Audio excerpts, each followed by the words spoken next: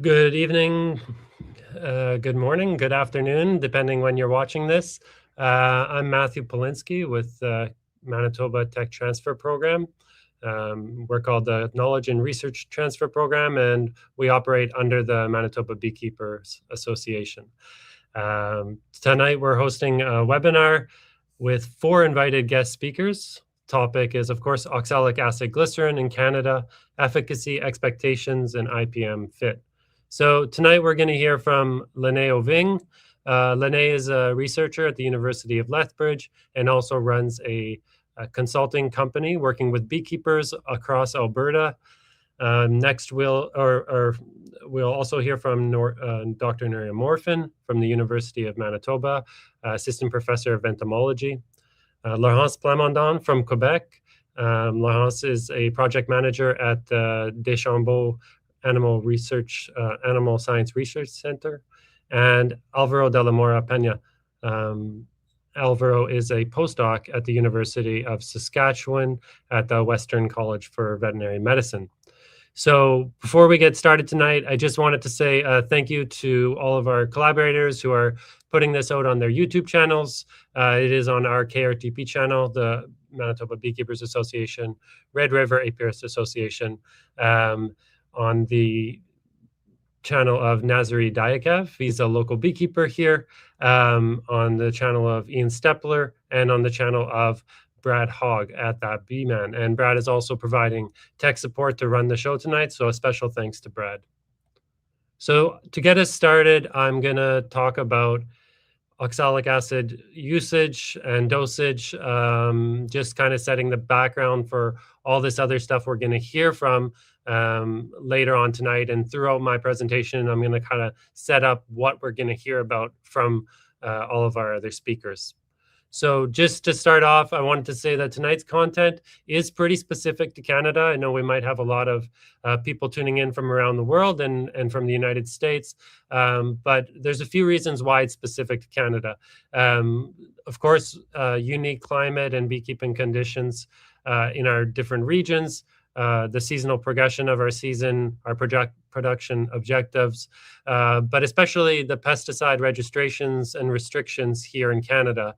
One of the reasons we're putting this on tonight is that oxalic acid glycerin application is finally registered in Canada for the first time for use in 2026. So we're going to be trying to get the conversation going on that. And yeah, so one of the things we want to do is review some studies, but those specifically done here in Canada. So as I mentioned, this is new to Canada, oxalic acid.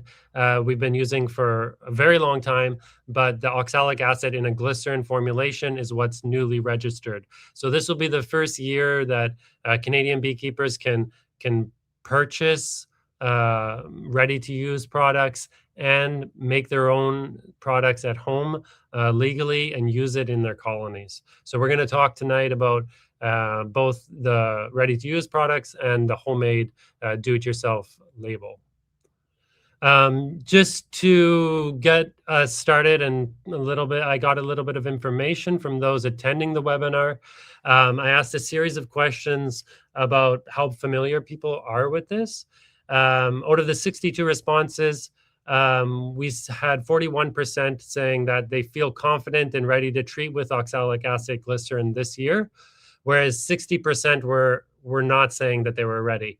34% were somewhat, and 24% said no, they don't feel certain at this stage how to use the product. So I asked what type of product people will apply. Will they buy a ready-to-use product, or will they make their own, or not sure yet? This one actually surprised me. We had 56% of the 62 responses saying they're undecided if they're going to actually buy a product or make their own and then put it into their colonies. So that's a whole other topic of the fabrication and making of the product, but it shows that there's a bit of uncertainty about how to address going about this mite treatment. I asked, how do you feel confident in preparing your own oxalic glycerin treatments this year? 30% of respondents said yes, they feel confident in making their own treatments with the do-it-at-home method, your homemade method.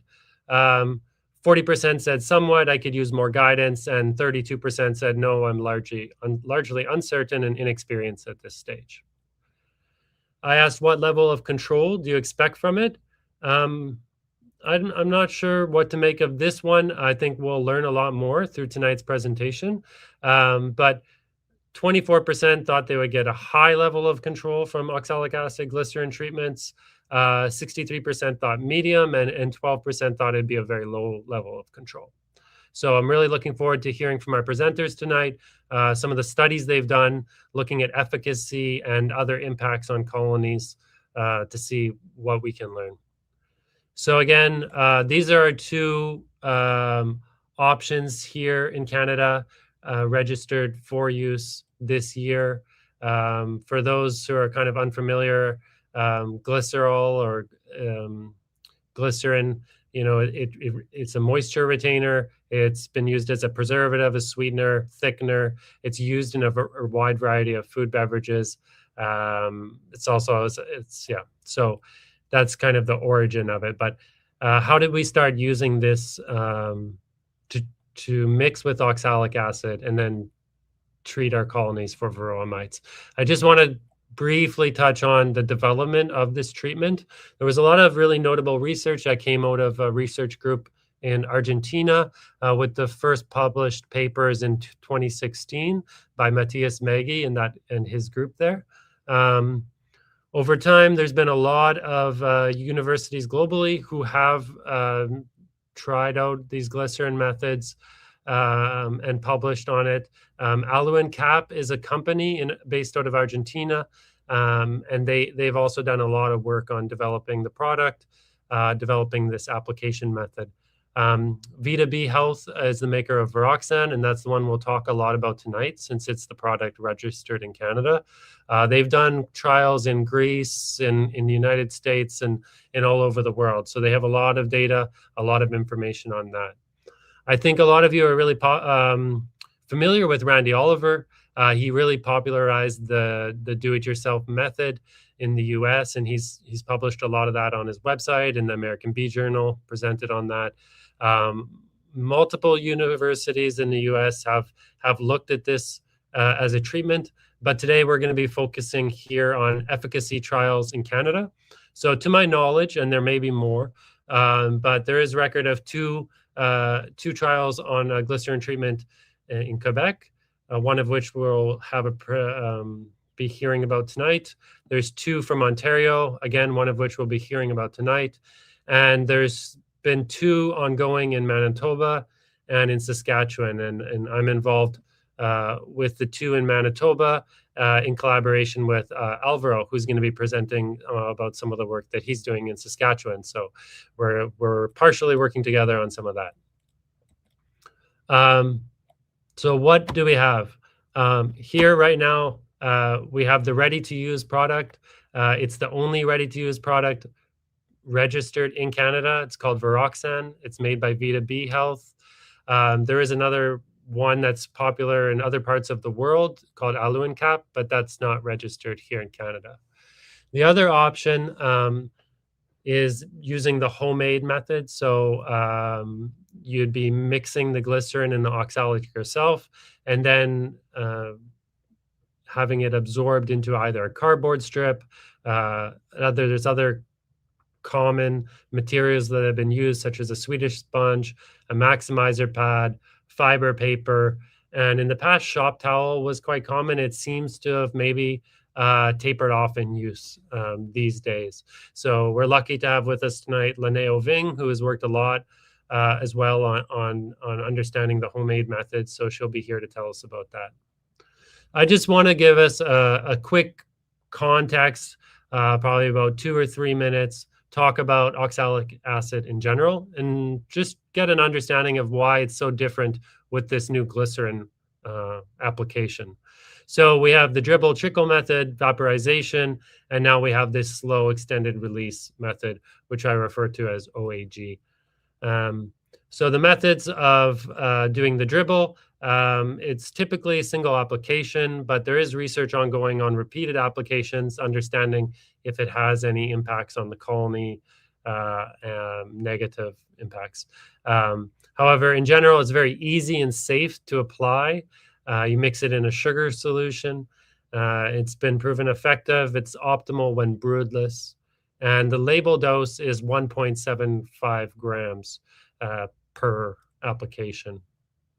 With the vaporization method, it's proven highly effective. You use multiple applications. You do need special equipment, the respirators. You want to be very careful around that. It is optimal when broodless or near broodless. Again, it can be used at other times when there is brood, but it doesn't kill any of the mites under the cappings, and that flash style treatment doesn't hang around very long. So it is better when broodless or near broodless. The label dose in Canada is 2 grams, but the common dose between beekeepers these days seems to be around 3 to 4 grams per single brood chamber. Now, with the extended release method that we're going to be diving into tonight, again, as I mentioned, the carrier would be cardboard or a Swedish sponge. It's a single application for 42 to 56 days. This is typically done in the presence of brood, but it could also be applied, I believe, as per the label, without much brood. It is very easy to apply. Again, this is in contrast to the vaporization method. And at each application, you're putting on 28 to 45 grams approximately of oxalic. So it's a slow, continuous release. It's a single application. So just a quick review. We have the dribble, 1.75 grams of vaporization, a flash treatment. That's 3.5 grams approximately, seems to be a common dosage among beekeepers. And with the glycerin, the label dosage is approximately 30 to 40 grams, depending on the size of your colony. It's a single application, so it's a slow release, and it's going over that 6 to 8 week period. So it's quite different than the prior ones. With the ready-to-use strip, there is 7 grams of oxalic per strip. You put 1 strip per 2.5 frames of bees. So for a 10-frame Langstroth box, you would use 4 strips, and that equal 28 grams for that single brood box. Again, 42 to 56 days, and it is approved for use with honey supers on. So I think that's one of the really interesting things about this new method that a lot of people are excited about, is that they're able to use it with honey supers on. So just in comparison now to the homemade label and recipe, it's the same pretty much. It's also 42 days, but the label says 40 grams of oxalic acid per hive, single or double brood chamber. Okay, so single or double, you'll put on 40 grams per hive, whereas with Varroxan, you'll put on 28 grams per single brood chamber. And as per the guidance of the company and the label, you wouldn't exceed 42 grams in a double brood chamber treatment. So you wouldn't put on 8 strips. As per the label, you would only put on 6 strips. So it'd actually be a total of 42 grams for a double brood chamber. So that's where these two label instructions kind of level up. They both indicate that you shouldn't be exceeding 40 grams per colony. So coming back again to the point of this, or the impetus for this presentation tonight, we're here to talk about its use in Canada. Now that it's registered, it's kind of an open discussion on the best practices and adaptations to local conditions. So I meet with our beekeepers here in our province, and we try to share information. So it's all about talking on the learning curve, and trying to learn as fast as possible to make this a good tool in our toolbox. Another thing that we want to focus on is, learning from the research that's already been done in Canada. So that's what we're going to highlight tonight. Over the past few years, we've heard a lot about this treatment. Um, there are various claims from beekeeper experience and also from the companies. So lots of different beekeepers have reported here in Canada and globally different preference for the materials that they apply, different levels of efficacy depending on their region. It's been called extremely beneficial to the health of a colony. So keeping those mite levels low, I guess, is the assumption there.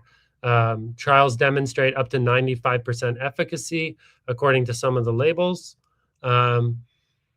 So we're going to talk a bit tonight about the Canadian summer studies, and from my understanding, most of them have showed kind of moderate control, but we're going to hear from the researchers themselves. In general, what I've heard at least is that beekeepers report moderate, reliable control from oxalic acid glycerin treatments under relatively low mite pressure and with well-timed applications. So there seems to be a mix of expectations, and there's a lot of different environments, different colony statuses, and different even materials that we can apply this treatment on. So I want to have a better understanding for myself. What can I expect when I'm using this product? Some of the considerations that are going to come up tonight with both of the homemade and ready to use are the material preference, fabrication consistency, human health, field handling, but also the fabrication process, the convenience of purchasing it, but maybe also the trade-offs between application, whether you're using a strip and you got to get that down in between your combs, or you have a pad that you're laying on top. Again, new summer treatment, that's a really important thing to highlight. Surface area versus exposure time in the hive, general efficacy and cost of benefits. Some of the things that may also come up and then have come up in conversations with beekeepers is kind of research to be done, observational learning to do while you're out in using these products, and maybe some caution in current practice as we learn more for our current regions. So is there any potential impacts on brood patterns or colony size? We've heard from beekeepers that there could be potential overdosing in some cases, and especially on smaller colonies. The big question globally is always, can resistance develop with long exposure periods? And the simple answer that I've come across time and time again is that rotations remain really critical. You can't be relying only on one active ingredient. There's been no sign of resistance to oxalic acid so far, but who knows what's possible.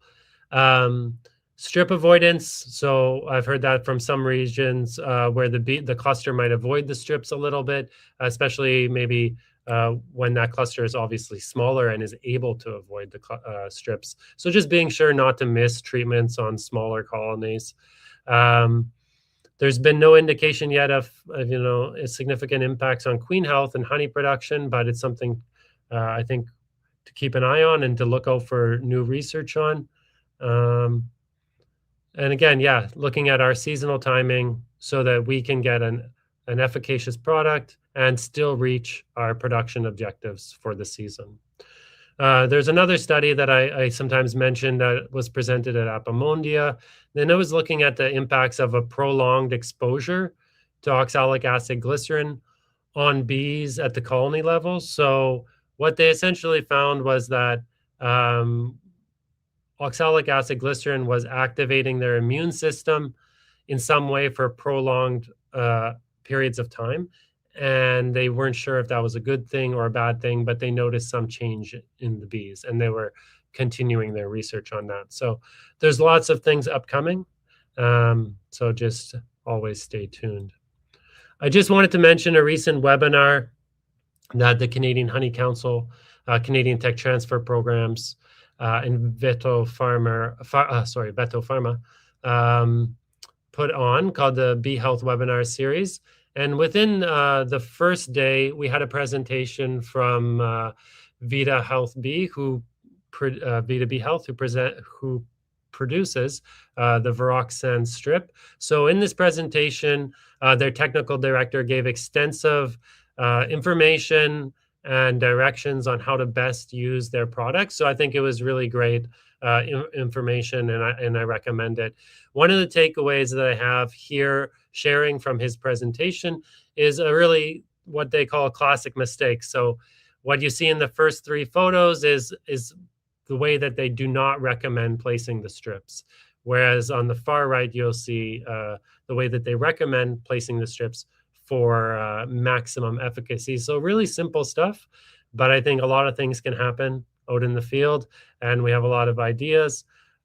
This is the recommended way. So based on the recommended label way, you can expect that they've tested it and they've have some data to back that up. So I encourage everyone to go and check that out. I put a link to that in the video description. If you're watching this on the KRTP channel, there's a number of video links to relevant material to tonight, and that's one of them. Yeah, I guess one of these links is not live yet, but the other link is live. You can do a product label search on Canada's website to find the exact instructions, especially for that homemade version of the glycerin application. Whereas with Varroxan, it's also actually on the product that you buy. And before going forward anymore, I guess I did want to mention another link in my description on the KRTP channel is to a webinar that I put on last year with one of tonight's presenters, Lynae Ovinge. And what it is called was How Beekeepers Can Do Research, finding practical solutions in your operation. So this year, as you're out and you're trying new things and you're perhaps trying this glycerin method, if you want to be able to maybe have more confidence in understanding, did this work or did this work, or did I have the right mix of control groups and things like that. What Lynae explains in that presentation is how to set up an experiment design so you can actually find these answers out for yourself in a reliable and rigorous way without being too labor intensive either. So I encourage anybody who wants to experiment and try to find those answers out for themselves to check in on that. So tonight, I know my intro was quite long, but I think we kept everybody's presentations actually fairly short. We wanted to draw on from every other province that we could, different regions where this was tested. And I hope I set a little bit of the context for what we're going to be talking about. So I'm going to invite Laurence Plamondon to the screen, and she's going to be talking about her study that she conducted in Quebec. So thank you. And I guess I should mention, if I'm still on, that we will take questions at the end. So maybe hold some of your questions till the end, if they aren't answered during the presentation, you put them in the chat and we'll address them at the end. Thank you.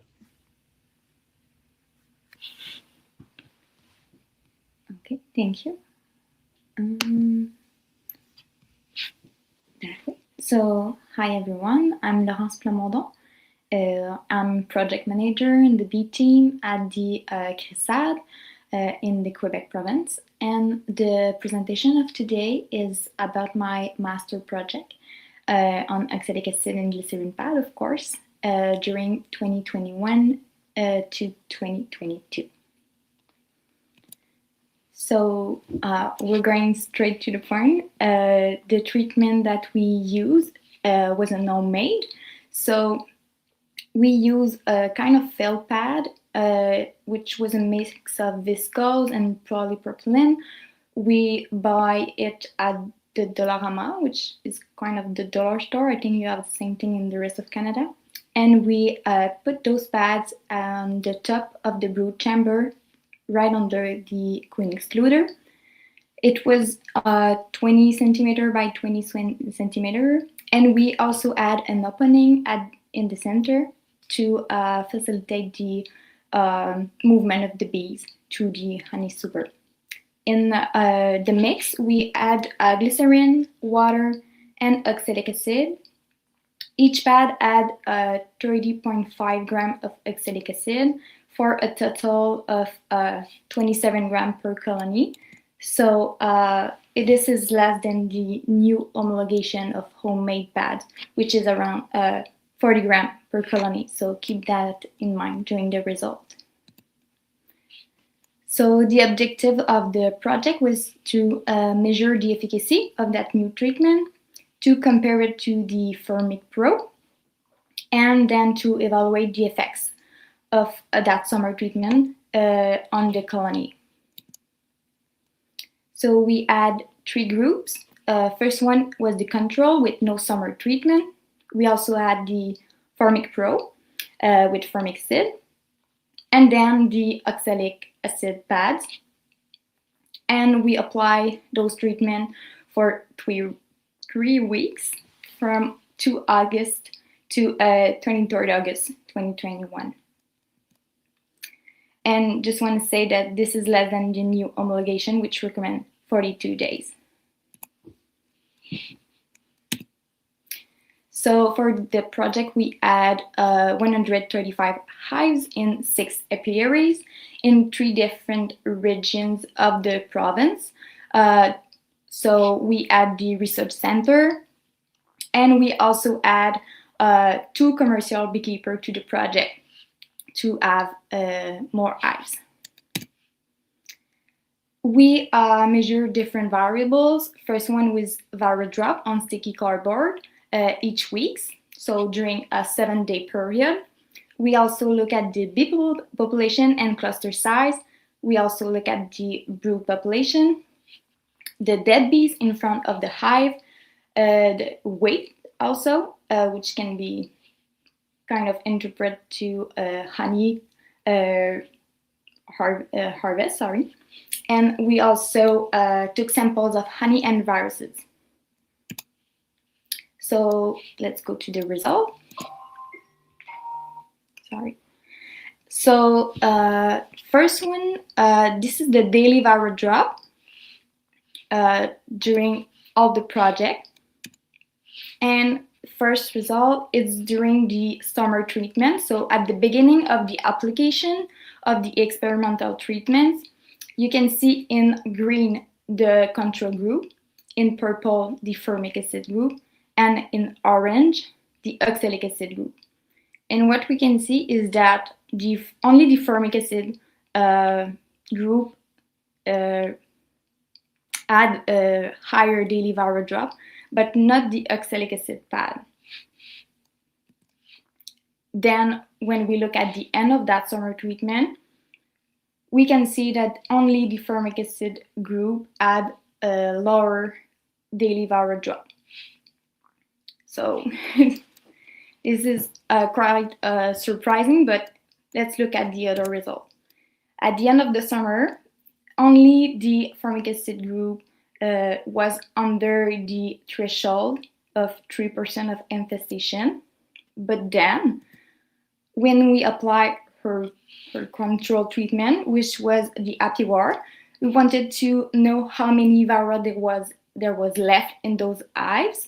And we can see that in orange, in between, the oxalic acid group had significantly less Varroa than the control group. So even if during the summer treatment there was no augmentation of daily Varroa drop, there was still less Varroa left in those hives. So this is very interesting. And then the next, in spring, Varroa drop was similar between groups. And then when we look at efficacy, just want to mention that the calculation of the efficacy is the experimental treatment mortality divided by total of experimental treatment mortality plus the ApiWar treatment, which was the control treatment. So you can see that the formic acid had a better efficacy, but oxalic acid was also different than the control group. So even if it was less efficacy than the formic acid, it was quite better than the control group. And I want also to mention that during this year, there was a lot of Varroa in Quebec. And so even if it's only 40% of efficacy or even less, there were thousands of Varroa on those sticky cardboard. So it was quite efficacy, even if it don't seems to be. We also look at the hive weight. So the change in hive weight before and then after the treatment. And we can also see in orange that the oxalic acid group had a lower honey hive weight. So yeah, we can interpret this that oxalic acid pad quite reduce hive weight gain during our project. So, and then when we look at winter mortality, you can see that the oxalic acid treatment in orange was in between the formic acid and the control group, but not significantly different than the control group. And during that winter, Quebec mortality was of 48.4% in the province, just to give you an idea. So kind of reduced, but this was not significant. And then were the pads 3 weeks after the application, just to give you an idea of what it looks. And this one also to specify that the neural modulation is 42 days, so it can be quite different of what you will observe in your hives this summer. So in conclusion, the efficacy was really variable, but significantly different than the control group. So it had kind of moderate efficacy, and there was a significant impact on hive weight. And I didn't present the result to fit in the 10 minutes, but there was no impact on brood and bee population, which is really great. There was also no residues in honey and no impact on viruses. And then for winter mortality, it was less than the control group, but not significantly different. And all those results are in a publication, which is free online. So if you want to check and have more details, you can go. And I want to thank you, everyone of that project. And I will say that the next presentation is from Nuria. And have a good night.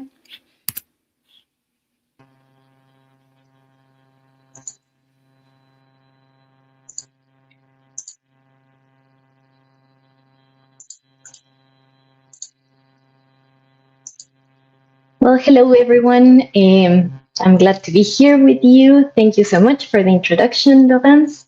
And I will present about this study on the efficacy and safety of oxalic acid and glycerin for Varroa control. And I would just like to mention that my involvement in this project was related, I guess it started 2 provinces before I settled in at the University of Manitoba in Winnipeg. So I was working and living at the in Guelph, Ontario, and I had the chance to collaborate with the Ontario Tech Transfer Program. And in this particular project, I was involved in analyzing the data.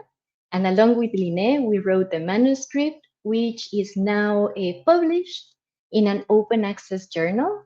So that means that if you Google it, you'll find it, you'll be able to access this study. And in a rainy day, you can have a lot of fun seeing what was some of the details and things that happened throughout this study. But today I will summarize the findings and some of the things that are relevant for on the practical point of view and management for Varroa control using this oxalic acid and glycerin formulation. So this study was based on the previous projects that were conducted in Argentina. As Matthew mentioned before, these were done by the group of uh, Maggie et al. And so you will see that the doses and the formulations are following their initial study in those regions. And the idea, as you might suspect, it was about ways of better controlling Varroa destructor. This study, I guess I see the years, and it has been a while since this study happened, but the things that has remained the same is the impact of Varroa destructor and its relationship with overwinter colony mortality. Varroa is still a concern, and very recent studies, one of them conducted in British Columbia, we showed that colonies with 1% or more mite infestation during the late summer or fall are more likely to die in the following spring. And this is in line with another study that was conducted in Quebec, where they found very similar results and an injury level of 1% in colonies that were parasitized by Varroa, with this percentage equal or more of 1% mite levels, and also infected with the deforming virus. So we're seeing that this threshold that we have, this limit of Varroa levels that we have to have a more likelihood of success, of overwintering success, it comes to 1%, which is, so that means that we need to include different tools and management practices to make sure that at the end of the summer or fall, we have low levels that will allow us to have better success. So that comes with a challenge because when this study was conducted, the one that I'm mentioning right now, that was done in Ontario, there were few registered products to be used in the summer. So we basically had a formic acid, then later a Hopcard, and now we have oxalic acid and glycerin. And there's two options that it was mentioned before: the homemade approach, the do-it-yourself, or the commercial product Varoxan. So this idea of having a treatment to control mite levels during the summer was of great interest to the beekeepers, and also to have proof or data to support the registration of such products. So the main objectives of this study were to evaluate the efficacy of oxalic acid and glycerin to control mite levels during the summer in continental climate, that means Canadian conditions. And also to compare this formulation with other registered treatments, including oxalic acid ribo and 65% formic acid, and all these applied during the summer period. And then the third objective was to assess treatment effects on bee cluster size, worker mortality, brood pattern, queen status, and colony survival. And lastly, there were some honey samples taken to make sure that there were no residues of oxalic acid in treated colonies. Again, emphasizing that this treatment, the aim of this treatment was to be applied during the summer when honey supers are on. So for this study, there were 116 colonies included in the final analysis. They were in 3 different apiaries in the Guelph region.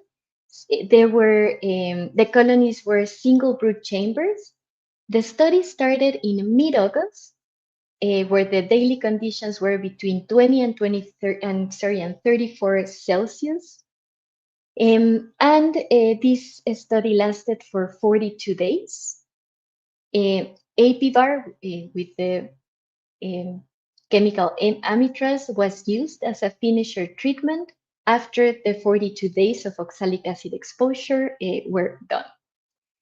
For the treatments, there were 4 treatment groups. The first one is where the oxalic acid and glycerin strips. The group used cellulose strips to impregnate oxalic acid and glycerin with a final concentration of 10 grams of oxalic acid per strip. So that means that at the end, the colony had 40 grams of oxalic acid per colony. Then there was the oxalic acid dribble, following the label's instructions. 65% formic acid was the third group, and then the control that received no treatment. All of these colonies at the end of the study received Apivar, as I mentioned before, as a finisher treatment.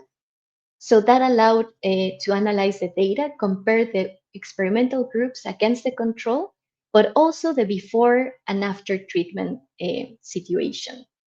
So this is an image of the cellulose strips that were impregnated with oxalic acid and glycerin.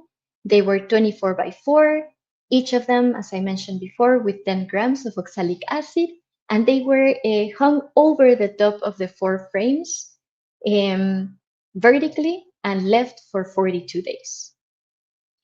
Very briefly, the results from this study showed that oxalic acid and glycerin had a 55.8% efficacy, which might not be extremely high or compared to other studies that showed more than 90% efficacy, but it was significantly higher compared to the control and also compared to formic acid. Oxalic acid, glycerin, and oxalic acid dribble were not different between them. There were so oxalic treatments were not significantly different.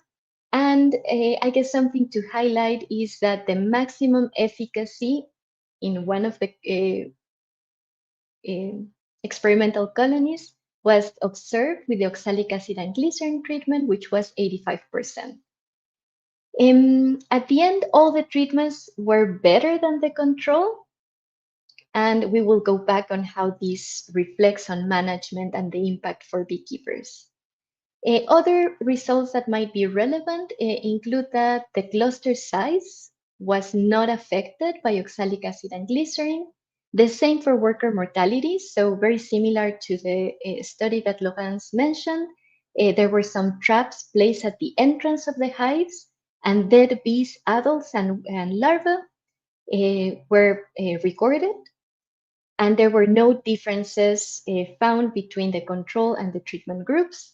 The same for queen status. So this was a subjective ranking. So the observer went, assessed the queen, and anything related to not good performance, for example, signs of supersedure, spotty brood pattern, more than 1 egg per cell, anything related to the queen performance was recorded, but there was no significant difference between the proportion of colonies with unsatisfactory queen status between the treatments and the control.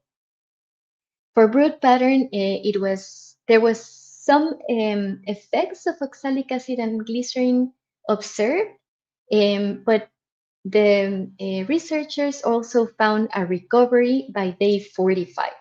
So there was some effect on the brood pattern, but there was also a recovery, let's say 2 worker cycles after.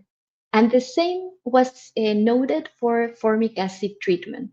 So there was an effect or a negative impact of oxalic acid on brood pattern, but there was also a recovery days after the treatment. For colony survival, there was no difference in the proportion of dead, alive, or weak colonies between the control and the treatment groups, including oxalic acid and glycerin.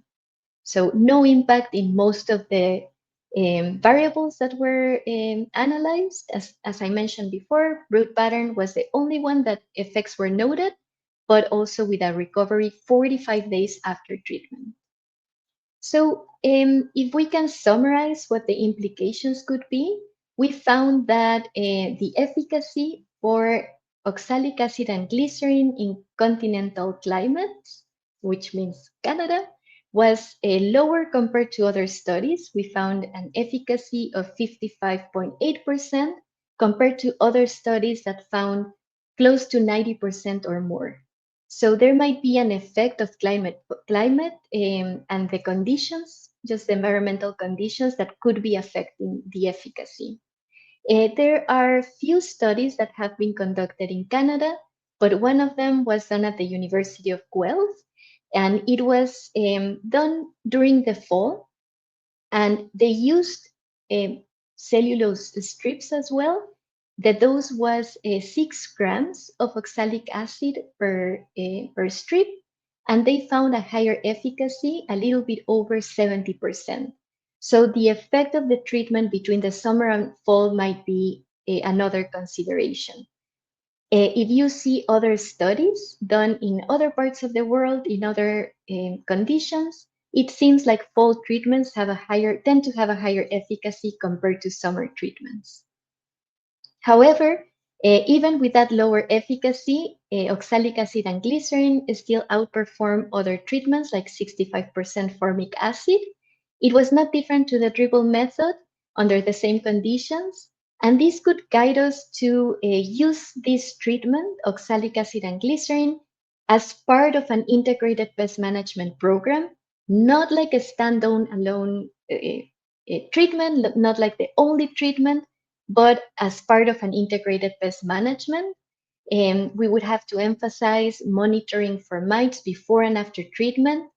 Never trust mites. So I would say once the treatment is over, monitor and consider your fall treatments as well. Because even with a 50% reduction and limiting that exponential Varroa population growth, there's still a risk of having high levels at the end of the season that could impact colony survival for the spring. What else? I guess I cover all that, mainly climate. It might be an issue, fall versus summer treatments, even though there is not a spectacular efficacy, it is still very valuable to be used in an integrated pest management approach. And so I was looking at my photos and trying to find one where most of the people involved in this project were there. And I guess this is a photo that most people that were involved in this project appear. So this was led by the Ontario Beekeepers Association Tech Transfer Program, and there were many other partners, including Canadian Honey Council, Ontario, the Government of Ontario, University of Guelph, Bosworthy Solutions, and University of Manitoba. So many people involved, and hopefully this would give some information and resources that could be practical for beekeepers and the application of these methods. So thank you so much for your attention. Thank you also to the organizers. And the next speaker in queue is Dr. Alvaro de la Mora, a postdoc at the University of Saskatchewan. And thank you so much.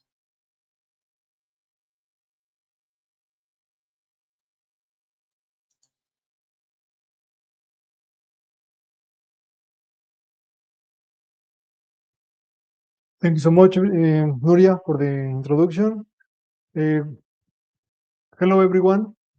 Today I will present the results of this project that has been conducted at Dr. Sarah Wood's lab at the University of Saskatchewan and in collaboration with the Knowledge and Research Transfer Program in Manitoba.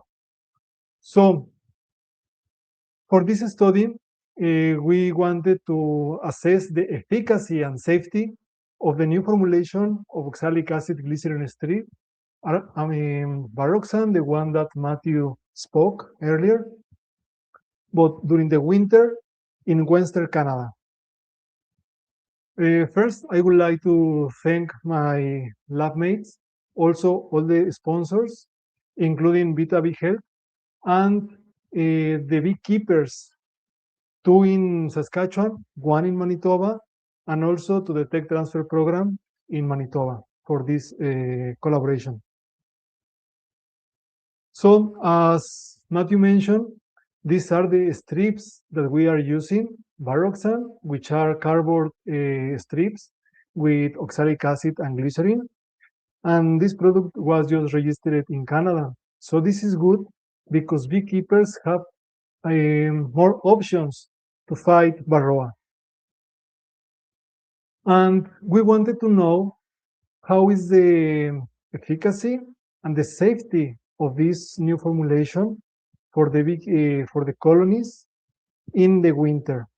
Why in the winter? Well, because of the life cycle of Varroa destructor and the climate conditions in Canada, in the winter, there is few brood inside the hives. So Varroa reproduces in the brood, and by having less brood in the winter, most of the mites are infesting adult bees. So it's a great opportunity to attack those mites that are on adult bees. And in this presentation, I am just summarizing some of the main results after 2 years of this study. So we had different setups. So colonies were under different conditions depending on the beekeeper and the facilities that we had. We had colonies that were kept indoors. These were done in Manitoba and in Saskatchewan, and also colonies that were kept outdoors in Saskatchewan. And this, for these 3 locations, one in Manitoba, one in Saskatchewan, indoors, both of them, and one outdoors, were done at the end of last winter. In addition to that, the second year, we did that at the beginning of the winter. So for the first year, we did that from January to March 2025. And for the second year, we changed the date of application, started in November and finishing in January. For the first year, the colonies that were kept indoors, we had 4 treatments. So we had sham, which was a negative control, the strips without any chemical on them. We had amitraz as a positive control, and 3 different doses of the oxalic acid glycerin strips. The recommendation dose for a single brood chamber is applying up to 4 strips. So that was our highest dose. Then half of that was medium dose, and a quarter of the high dose was only 1 strip, which was our low dose. For the colonies that were kept outdoors, we had only 3 treatments. So sham, amitraz, positive control, and the high dose of oxalic acid glycerin strips. The following year, the second year, we had colonies in Manitoba indoors, same conditions, but in Saskatchewan, we have colonies kept outdoors. So that was the difference.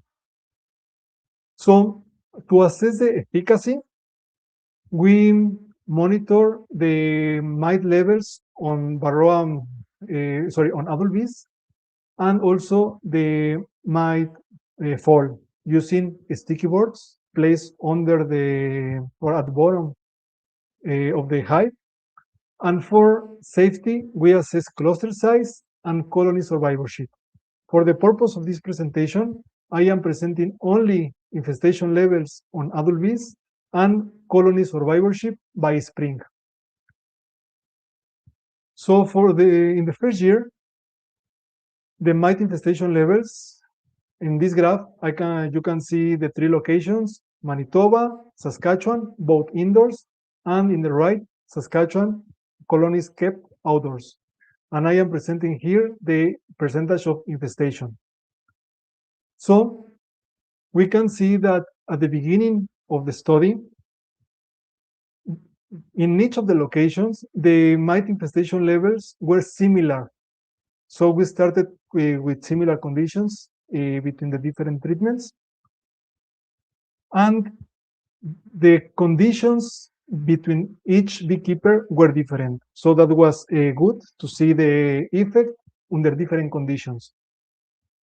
So after 8 weeks that treatments were in hives, so we had the results. So in green color, we have the infestation levels in the sham group, then amitraz, and the 3 doses of oxalic acid, low, medium, and high dose. With these results, we can see that colonies that were kept indoors Amitraz and the medium dose and high dose of oxalic acid had lower mite infestation levels compared to sham. We didn't see any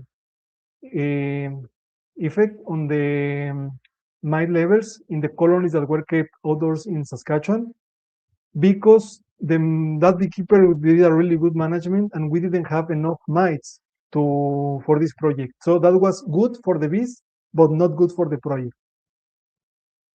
What is new in this presentation are the results of this year. So in this slide, you can see two sets of graphs. One in the left represents to Manitoba, and the one in the right represents Saskatchewan. So in each of the locations, we can see that all colonies started with similar mite infestation levels between the different treatments. And after 8 weeks of treatment,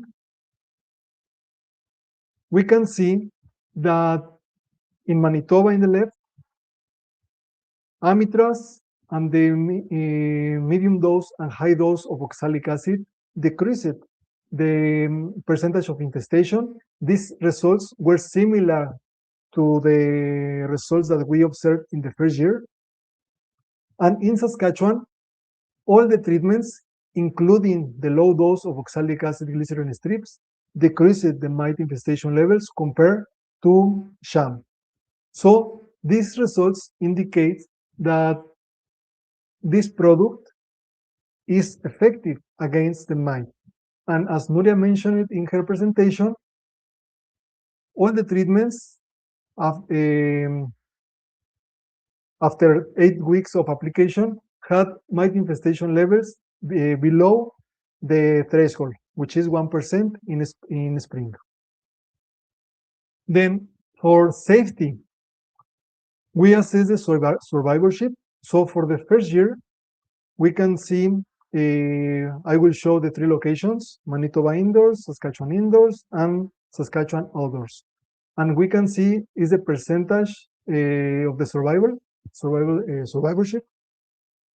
And in both locations where colonies were kept indoors, the 3 doses of oxalic acid, even or including the low dose, have a reduction of the survivorship by spring.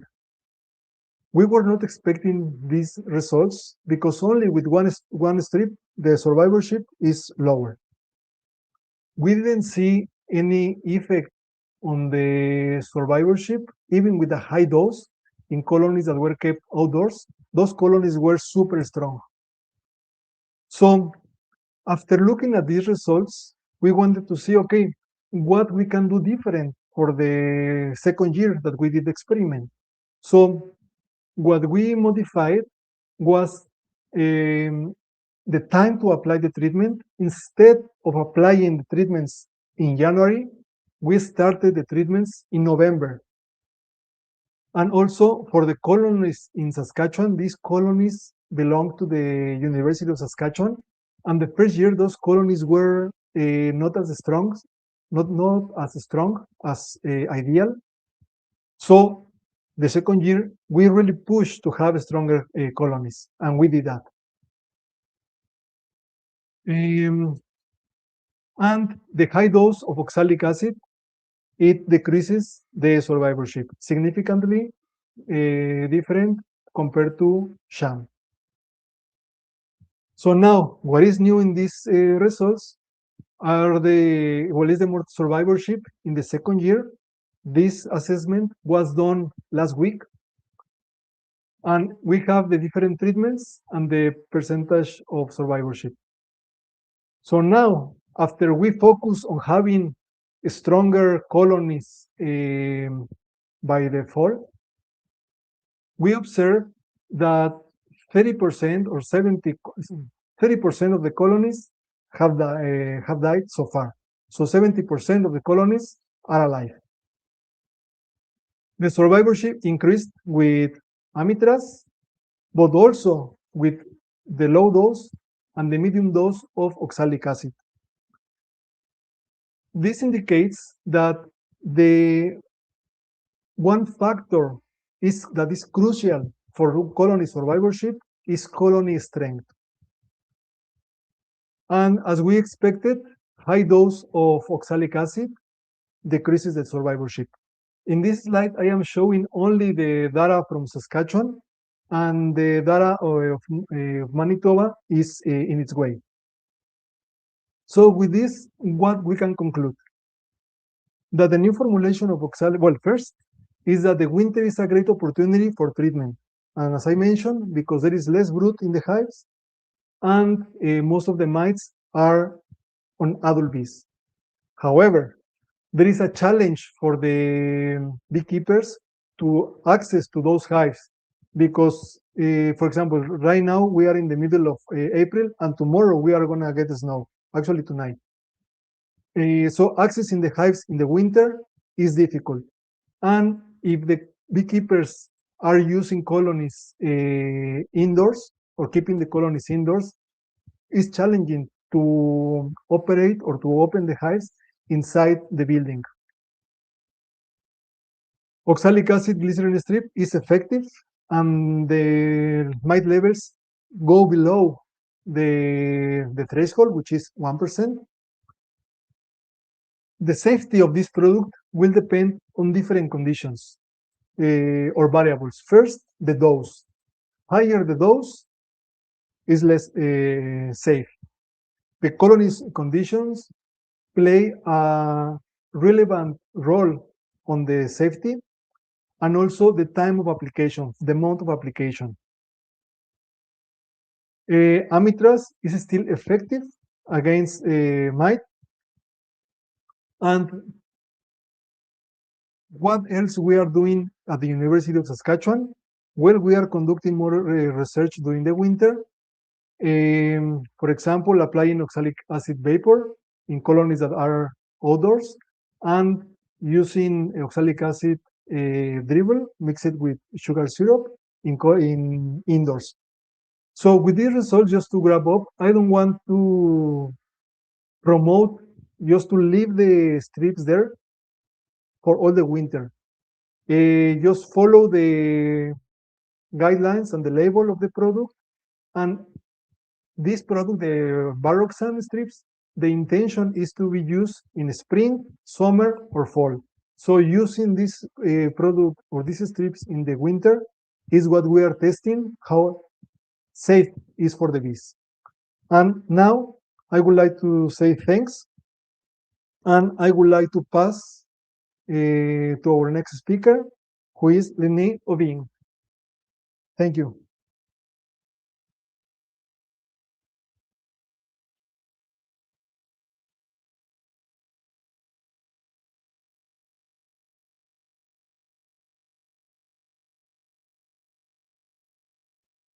Thank you, Alvaro. I need to go back. Yes, so I'm here today because I work as a consultant in the beekeeping world, which sounds kind of fancy, but really I just wind up doing a lot of Varroa trials. I do them for beekeepers. I do them for companies trying to register Varroa, and so because of that, I was also able to get a contract from Canadian Honey Council to put through this amendment to the oxalic acid label, which we've been talking about all night. But so the oxalic glycerin pads were added to the oxalic label. And yeah, this just went through this year, and been many years of work by a lot of people in Ontario, and the other trials you saw tonight, with the exception of Alvaro's, which is too new, were used to support this registration. So lots of people led up to this, and then I was the one who actually sent it through. And so I just wanted to use my time to explain to you a couple little things about the label. So this part is all the same. And obviously, I just want to say, you guys, almost all of you, I'm sure, know this, but there is PPE, personal protective equipment, required when you're mixing oxalic acid or applying oxalic acid, and particularly for the glycerin strip. We have this heating element that we've never really been done when we've used oxalic acid before. So here's the whole label. Now, I'm not sure how this will show up for you guys, but what I really want to show is that here's our solution method. So this was on the label before. This is an old label, and these parts of the label are actually very vague. But so this is your solution method, which you guys will call dribble or trickle usually. Here's our vaporizer method, which is widely used. As you can see, it's really, really vague. And it's just an old label, and that's why it's that way. It doesn't say anything about, say, the temperature, which we know is important for oxalic vapor, or like multiple applications, which are things that have become part of how we use the vaporizer method in Canada. But so yeah, these labels these parts of the label are more vague. When we get to the glycerin strip method, it's much more detailed because this is an amendment to the label, but so it's a newer section of the label. And so there's just a few things I want to highlight, okay? And one of them is that we've written here that this is for suppression of Varroa mites. And as some of the previous studies mentioned, the efficacy of this treatment is very variable. So by using the word suppression, we're saying you're not going to get this really fast knockdown of all your mites. This isn't your fast-acting treatment, but it's useful for suppressing Varroa mites. And as they've also mentioned, it can be used with brood and honey superzon. Now, there's lots of detailed instructions in this label, but I want to highlight what is not detailed because I think it's really important, and I purposely made sure the label was this way, but there is a ton of leeway in the material you use for the homemade. And that is really because this homemade thing has developed naturally over time, and we've seen that a lot of the different studies use different strips. We know, just talking to beekeepers, they're using different strips. And so the label's written in order to that you can basically use whatever strip you want, whatever size it is, as long as it's absorbent, and that you make sure you're doing the 50 grams per hive, which is written down here. And I think this, and then in the next section here, you can place them however you want. So they can go over the top bars of the brood chamber, or they can be allowed to hang down between the frames. So, and then it does say they should be left in for 42 days. But there is a lot of leeway in the particular strip, and this was on purpose, but I really do think that as we move forward as an industry, now that we have this registered, that we'll get a lot of extension work and try to figure out, what are the advantages of these different materials we're using. And basically, I mean, really what we want is to get the dose to the bees and to get the maximum number of bees walking on the strips, right? And so how does that relate to pad surface area and where we're placing the pads and that kind of thing? And so in this way, this label allows kind of for adaptation as we move forward, which I think is really important. And if there's one thing I know doing this work is that the beekeepers will adapt, and they'll, right now the green pads are the way to go for a lot of guys, but I think we'll see it move forward, and we'll really get this honed down, what's the most effective way to be using this. So I just wanted to highlight those things, and give again a shout out to the other studies that were involved here. And if anyone has any questions later, happy to answer them, and I'll just hand it back to Matthew now. So.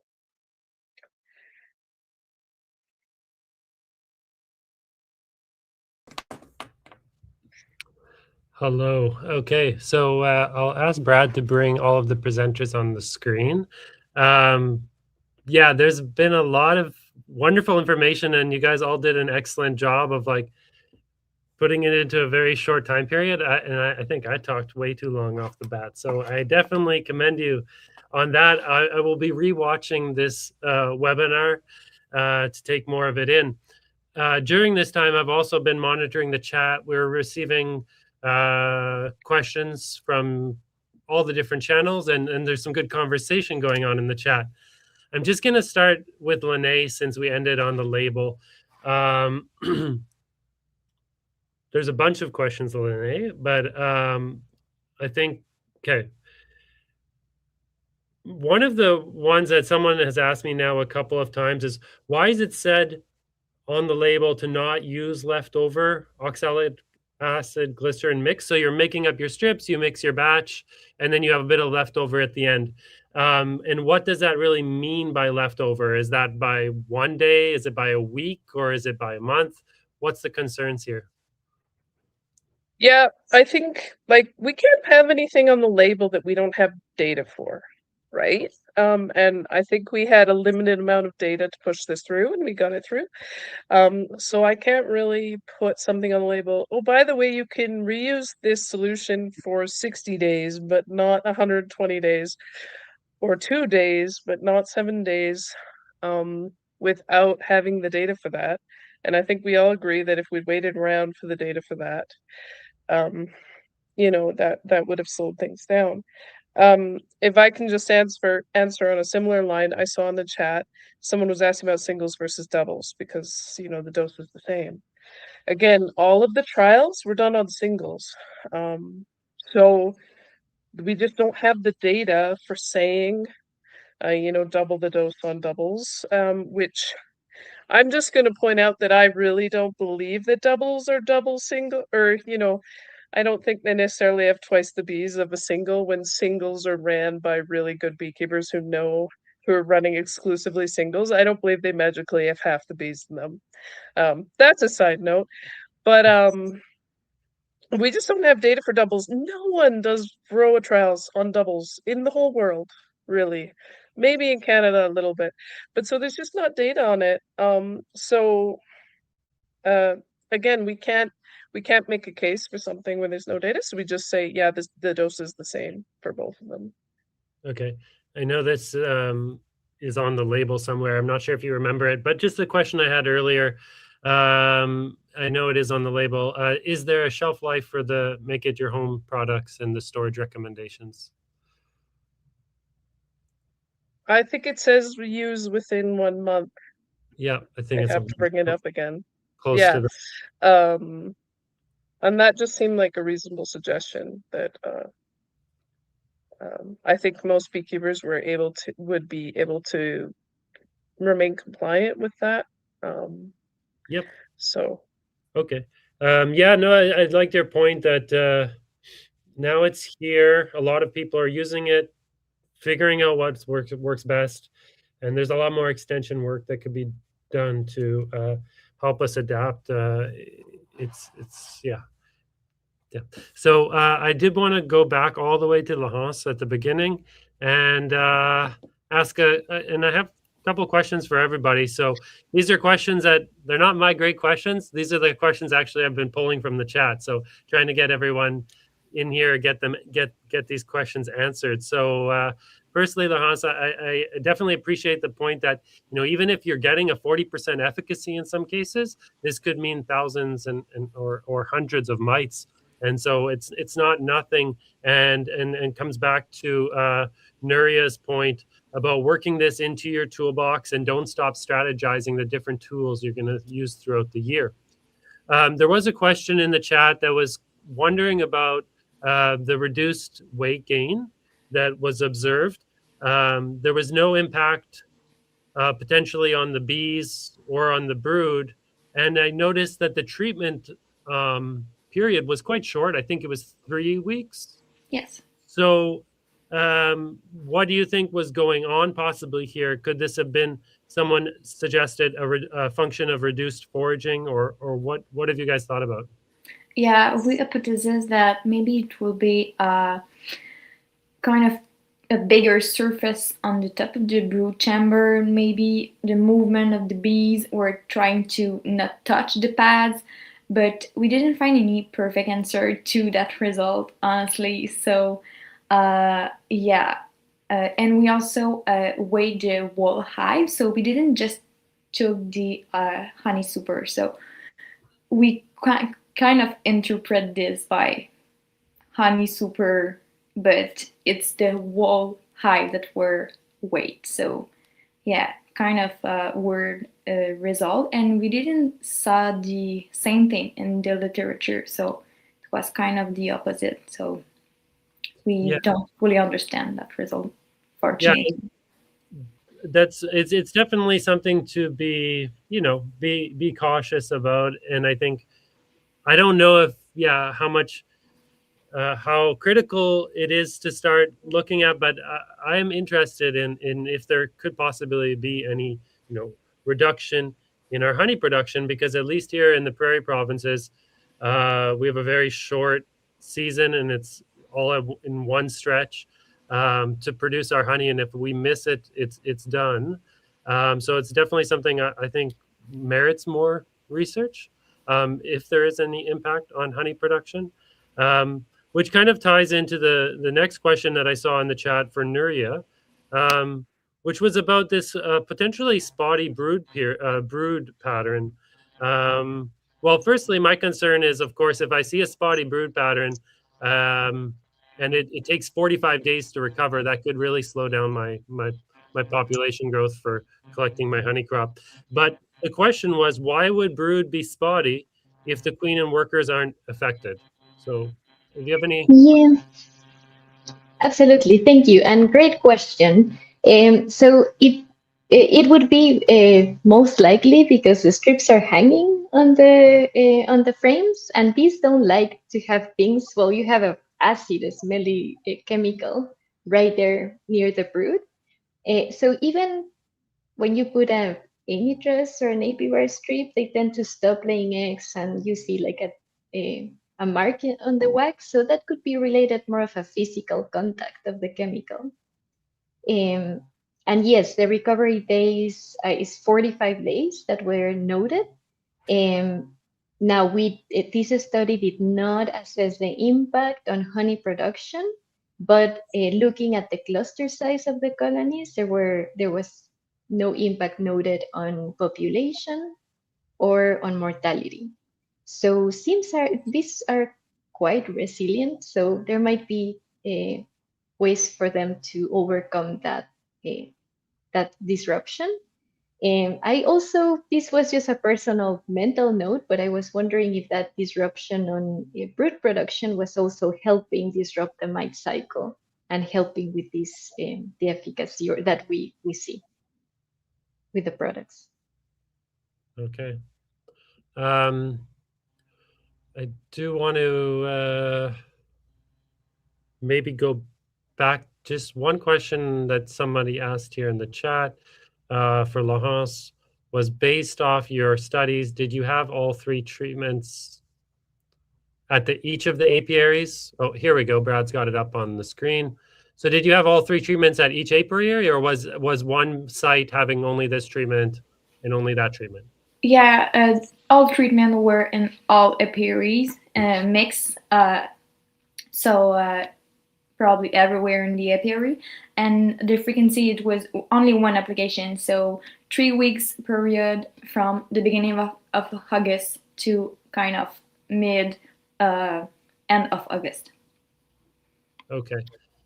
Yeah, and I just and I guess, Nuria, going back to your comment about how strips interact, I was watching a video the other day, and Randy Oliver was demonstrating, how that, beekeepers notice with strips sometimes that kind of sunk in the wax chewed away, and he was asking himself, is there any type of benefit that maybe the bees were then going in between and rubbing against the strip and also moving that around. And now I've heard from people out in the field that they've observed that in their colonies with that kind of marking and disruption, and then other people claim that they haven't seen it. So it's quite interesting to follow up. Lynae, have you heard any feedback on that from your beekeepers? I'm sorry, I was reading the comments. What? I know there's lots of people. Aspect? No, about if the strip is disturbing the pattern, or there's a chewed away wax or stuff like that, and if it's an issue, beekeepers find it to be an issue at all, or they don't mind. Well, I mean, we all know Apivar does it, and we've been happy with it for a long time. So, most of the ones I know more haven't been hanging between the frames, but we'll certainly see a lot more of that now with Roxanne. So, I guess we'll have more answers soon. Okay. Mhm. Alvaro, I do have a couple questions for you. Luckily, I've been fortunate to be collaborating with you and Dr. Sarah Wood, so I have a little bit of inside knowledge on this trial. Yeah, so now I'm thinking, where do I start with this? My perception has been that when you've been doing your sticky board counts, you've put in the strips, or we've put in the strips when the colonies are, fairly broodless. And when you've done your sticky board counts, you're seeing a pretty fast knockdown. Is that correct? Yes, it's correct.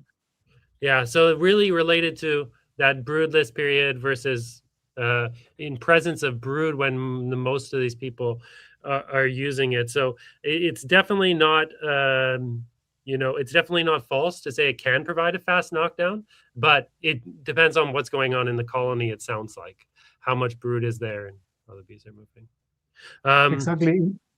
As used to mention in our study, we applied the treatments for 8 weeks. The most number of mites that we observed on the boards were during the first 4 weeks, but mainly the first and second week. Okay, yeah, that makes sense. So we noticed that there was a reduction in survivorship in some of the, especially the high oxalic groups from the indoor wintered colonies. Could you tell us a bit about your ongoing work that kind of looks at both indoor and outdoor colonies? Are you looking to see, is there going to be potentially, like, is that something you've done already or are planning to do, to look at the impacts on outdoor colonies versus indoor, and whether there is a great difference between how these treatments are impacting survivorship there? Yes, for the data that we already have for this project, the Varroxan project, I can see that depending on the colony conditions is the effect on survivorship. For example, with Bill, with you in Manitoba, his colonies were really good. So the impact of survivorship was higher than the colonies that we had last year in Saskatchewan indoors.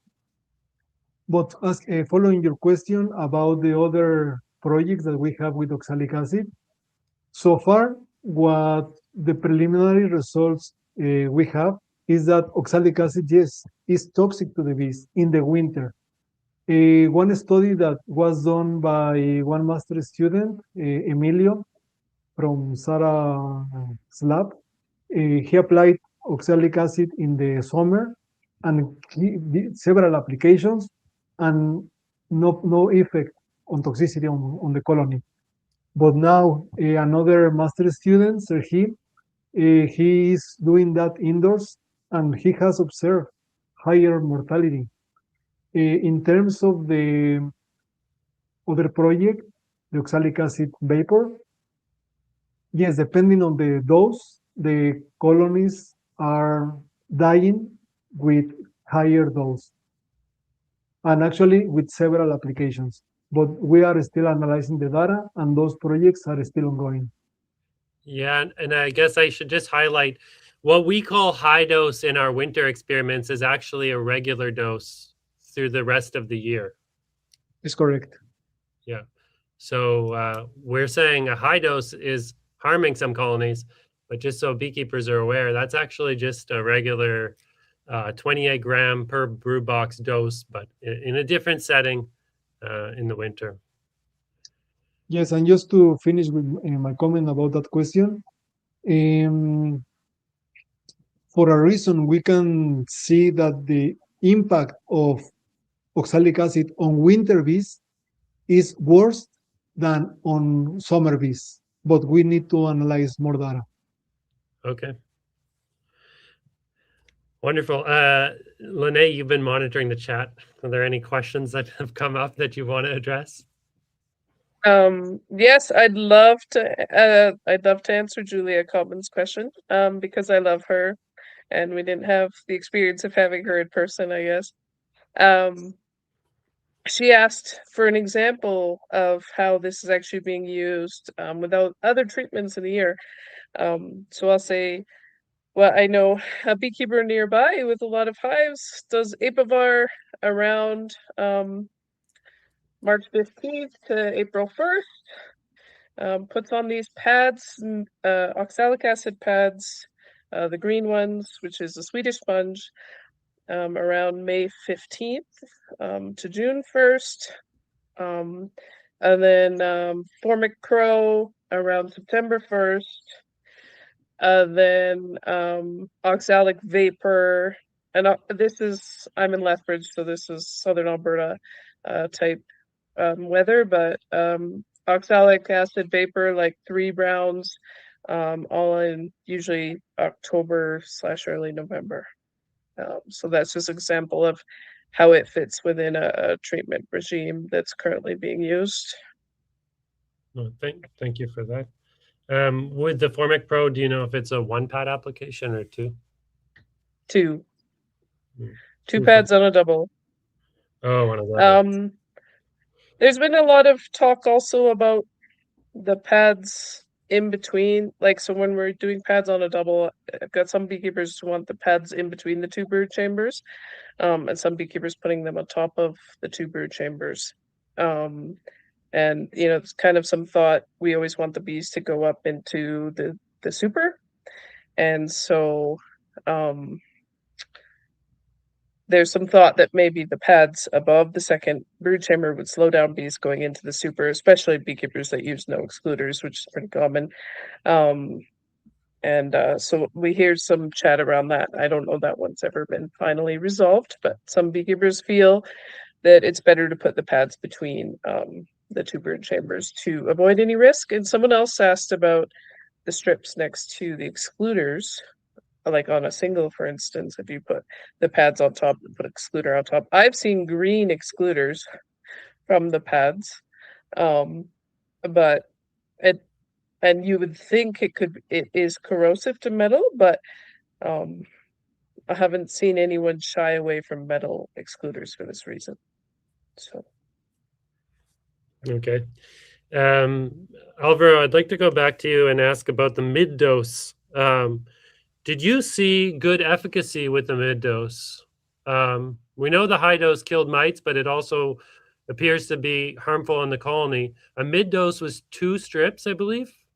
Was it 3? Yes, 2 strips. 2 strips. 2 strips. Did you see good efficacy on mite kill? Yes. Yes, in both in Manitoba and in Saskatchewan, in both years, we had lower mite infestation compared to sham. So yes, the efficacy was high. Perfect. Yeah. There's maybe a tough or impossible question, but I'm going to throw it your way, everybody. The question is about using oxalic acid strips with other types of treatments. I've received this question in a number of different ways. The first time I received it at a convention recently was, what do I think about putting in the oxalic strips, but also doing vaporization at the same time, because maybe I'm there or I want to get a quick a drop and use a long slow release, as well as get a couple flash drops in. But I think what a lot of people are talking about is what else can they potentially use or not use it in combination with? Is there something that they should be particularly concerned about using it in combination with? Formic, amitraz, yeah. Does anyone have any thoughts? I know it's a really difficult question. I think, if there's gaps in our knowledge of Varroa treatments, it is this. there's no studies that really tell you about the safety of them being used at the same time. And I think a lot of beekeepers assume that maybe using them at the same time they get double the kill, but it really does depend on the mechanism of that particular Varroa. And also, it's also possible that they might sort of not work well together, and they could cause effects that neither of them cause separately. I do think I just speak for what I see in Alberta here, but there's this changing landscape of Varroa management where it's becoming incredibly hard to control, especially when you start to see apivar resistance or amatraz resistance. And so I think answering those questions about which of these treatments can be used at the same time is important going forward, as we see Varroa become more and more hard to control. So I can also try to answer that question. In your first point, you mentioned applying the strips and at the same time applying oxalic acid vapor. I will not go with that because in the experience that we have seen so far in Saskatchewan, regardless the way of applying oxalic acid could be in sugar syrup, the strip, or the vapor, it harms the bees so far in the winter. So applying two different ways the same product will be, in my opinion, will be harmful for the bees. And in addition to looking at different treatments, as Nuria mentioned, integrating a pest management strategy. So maybe looking also for breeding programs that can help to have bees that are more tolerant to Varroa. Thanks. I guess I'll make a call out for any last words from any of our guests. If there's something you want to comment on or share that you haven't had a chance to. So I would just mention that it's exciting to have a new method for controlling mites, and we should take advantage of these, try it out, and I would say never trust the mites. So keep monitoring and let us know what your experience is, because that helps to make informed decisions, and on our side to know what to research, and we can take the losses for experiments. So let us know. And thank you to the organizers too. Yes, I think, sorry. Oh, sorry. Go ahead. I just want to say thank you for the invitation. That was a nice webinar and nice to also learn about your project. I think this is a great example of beekeeper innovation that really needs to be applauded. In some ways, I think this is one of our biggest advancements in Varroa control in the last 20 years, and it's mostly was very much driven by beekeeper science to begin with, right? And so those beekeepers who share with us their findings about this so that we're as aware as we are right now, that's really great. And just continue to please tell us what you find, because no one is better at finding new treatments than beekeepers, in my opinion. So, and thank you all for joining. All right. Yeah, no, thank you all for participating, and lots of good conversation and questions in the chat. So I'll try to inform everyone when we get another webinar presentation going on. But no, yeah, wishing everybody a great evening, and thanks for tuning in.